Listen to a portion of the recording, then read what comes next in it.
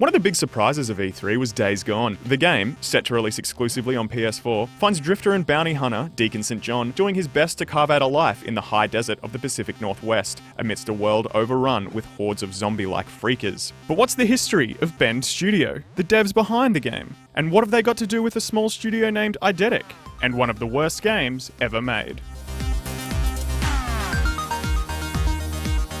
1996 was a big year. The first version of Java is released, the Spice Girls introduce the world and a 9-year-old Dan to girl power and strange feelings respectively, and a company named Eidetic is helping a particular orange bobcat make the giant leap from 2 to 3D. Formed by Infocom founders Mark Blank and Michael Berlin in 1993 with the express purpose of developing sport games for the Apple Newton, they soon decided to expand and focus on the emerging console market. Their first game, released on Halloween, was the horrific Bubsy 3D. The game was universally panned and has gone on to be cited as one of the worst video games ever made. The control scheme, grating music, and the bland, sparse polygonal worlds all added up to a game about which GameSpot said, of all the 3D action games out for the PlayStation, Bubsy 3D is the least fun. The lackluster performance of the title and general inexperience of the small team didn't deter Sony, who put them in touch with a producer from 989 Studios who was seeking to develop an action espionage thriller. Originally conceived as just a name and a one-page synopsis, according to creative director John Garvin, Siphon Filter was another immensely difficult project for the burgeoning studio. The game came close to cancellation several times, as the devs didn't know anything about making realistic shooters set in a spy world. The team missed deadlines, revamped mechanics, and continually changed the story. Originally intended to be a science fiction-oriented story about a group of kidnapped scientists being forced to build a time machine, the storyline was finally changed to focus on the shadowy agency agent Gabriel Logan and his partner as they investigate an emerging bioterrorist threat in the form of the Siphon Filter virus. Much of the story was delivered in-game in the form of radio communications, with brief between-mission cutscenes serving to highlight the bigger, more cinematic moments. It seems Sony's faith was well placed as Siphon Filter was released in 1999 to critical acclaim. Giant Bombs, then GameSpot's Jeff Gerstmann, said, "Though the game does have some minor problems, the overall experience is nothing short of outstanding." The game was praised in particular for its AI, with commendations for how certain enemies would react to the death of a comrade, and how enemy behaviours would change each time a level was played, sometimes in the form of taking cover or carrying different weapons. One particular standout weapon was the taser. When fired at an enemy, the camera would reposition to focus on the victim as they writhed in agony, and if the trigger was held long enough, they'd eventually burst into flames. Siphon Filter exceeded the expectations of both Sony and Eidetic, selling over 1 million units in its first year, and work immediately began on a sequel released in 2000. Siphon Filter 2 saw the first game's story expanded, with liberal use of between-mission cutscenes causing the game to be released across 2 discs. But the sequel's biggest change was the inclusion of 2-player split-screen deathmatch. While rudimentary by today's standards, it stood out at release thanks to brilliant level design, including secret areas to get the drop on your opponent, an impressive arsenal of weapons, and the satisfying shooting and movement from the single-player experience. Shortly after Siphon Filter 2 was released, Sony acquired Eidetic and the company was renamed Bend Studios.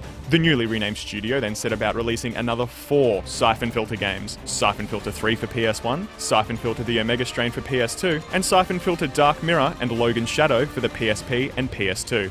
After 11 years with Siphon Filter, it was time for Sony Bend to branch out and develop games for a new franchise. Bend decided to make a demo for what they had in mind, and after showing it to Sony Worldwide Studios and Insomniac, they were approved to begin development on their next project, Resistance Retribution, for the PSP. Building on the existing Resistance franchise, Retribution deviated from the series' trademark first-person view to deliver a third-person action game on a scale never before seen on a portable device. Sony Bend cleverly tackled one of the shortcomings of Sony's first handheld, the absence of a second stick for aiming, by utilizing a bracketed auto-aiming area in the middle of the screen. Any targets that fell within the defined area could be auto-targeted with the push of a button. Retribution also introduced Infected mode. It was possible to infect a copy of Retribution with the Chimera virus using a PS3 copy of Resistance 2. The mode unlocked several new mechanics, such as regenerating health, increased lung capacity in order to reach secret areas, new weapons, and infected intels. After proving their success with another studio's franchise, Sony Bend went after the Mario of PlayStation, the Sonic of Sony, the Super Everyman himself, Nathan Drake.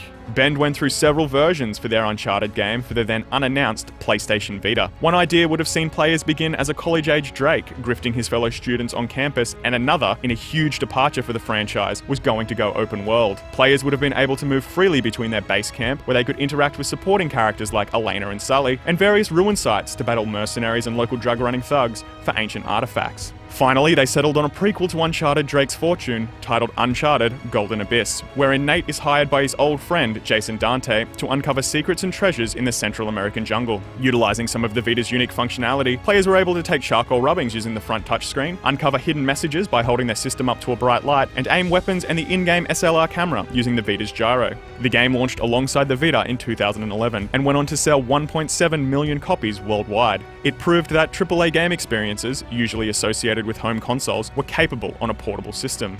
At the conclusion of their time with Uncharted, Sony Bend went dark. Rumours swirled online as to what they were working on. In 2014, a leak purported to show concept art from a work-in-progress open-world horror game. Some of the art showed characters wearing a very familiar white and black headset. The Bend logo fades onto the screen at Sony's E3 conference. Days Gone kicks off the conference's trailer block with an affecting human look at its tortured protagonist and post-apocalyptic world, before closing out Sony's conference with a 6-minute gameplay presentation highlighting the impressive Freaker hordes and environmental gameplay. After 5 years of silence, Bend are back, and from the looks of it, they're coming back bigger than they've ever been before. So, that's a briefish history of Sony Bend. Have you checked out any of their games over the years? And what do you think of what we've seen of Days Gone? Make sure to let us know in the comments, and for more on Days Gone, keep it parked at GameSpot.